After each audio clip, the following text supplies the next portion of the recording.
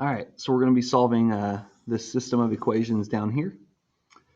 In order to find out where these two lines intersect, what we're going to do is convert. I don't know why I circled down here too, darn it.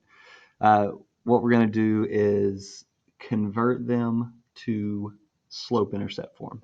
All right. I know we could graph these by doing the old x and y intercepts thing, and that would actually get us kind of in the neighborhood as far as where the two lines cross. So that probably has its place. So if you wanted to go ahead and just graph it by the x and y intercepts, go for it. It's going to get you close. All right, so since we're wanting to find out exactly where these two things cross, I'm going to slap both of these into slope-intercept form. So move the 3x over. You'll get negative 2y is equal to negative 3x plus 4. And then we'll divide by negative 2 here, trying to get that y by itself. That's going to give me y equals, I got a negative and a negative there, so that'll be positive 3 over 2x, and then 4 divided by negative 2, that'll be minus 2. All right, there's my first one. And then for this one, we're going to move that 2x over. So it's negative y equals negative 2x plus 1. All right, so I subtracted 2x to move it over. And then we're going to divide by negative 1. All right, so y equals, and all I do when I divide by negative 1 is just change the signs. So 2x and a minus 1. Okay, got to graph both of these in the same coordinate plane here. Should be enough room. There we go. All right.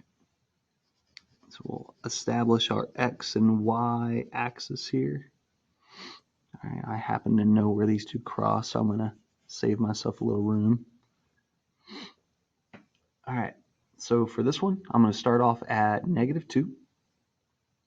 Negative 2 for my y-intercept, and then my slope is up 3 over 2. 1, 2, 3 over 2. 1, 2, 3 over 2. Great. And for my second line, it starts off at negative 1. All right, and my slope is positive 2, so I'm going to go up 2 over 1. Up 2 over 1, up 2 over 1.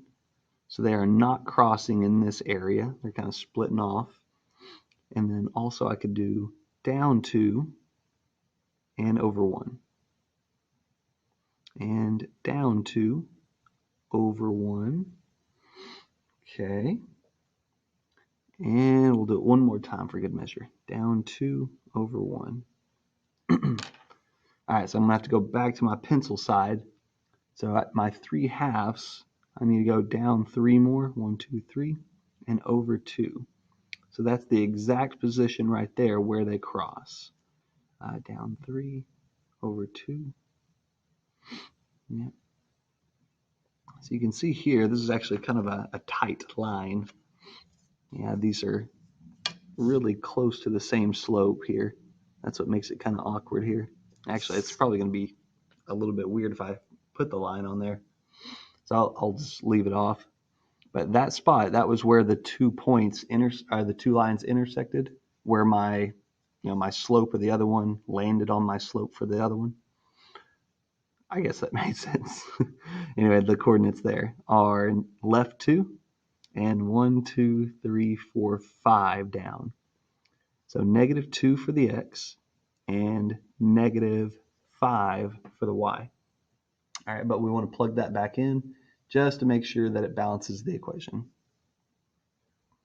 So 2 times negative 2, that's negative 4. And then negative 4 minus 1, that is negative 5.